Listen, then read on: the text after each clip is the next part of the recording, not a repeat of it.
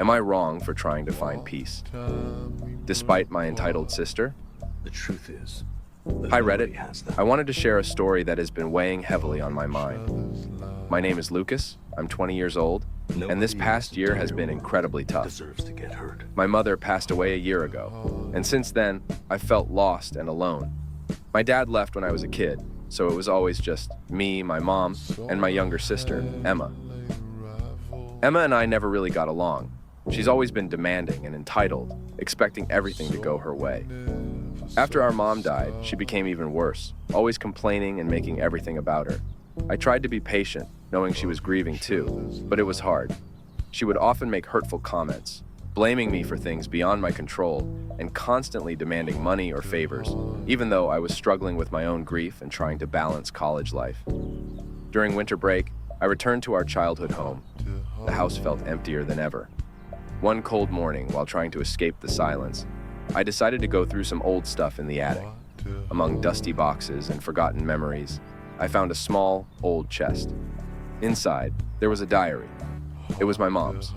Curious and a bit desperate for some connection to her, I started reading. The diary was filled with her thoughts, dreams, fears, and above all, her unconditional love for Emma and me. She wrote about the difficulties of raising us on her own and her hopes for our futures. It was both heartbreaking and comforting. One particular entry stood out.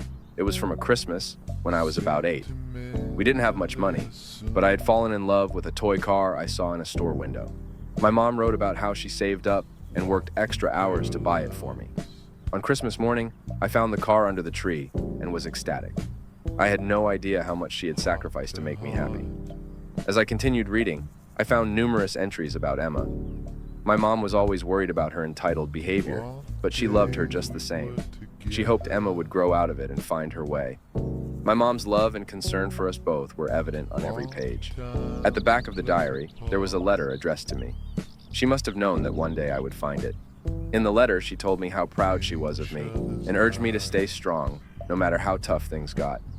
She reminded me that I wasn't alone, that her love would always be with me.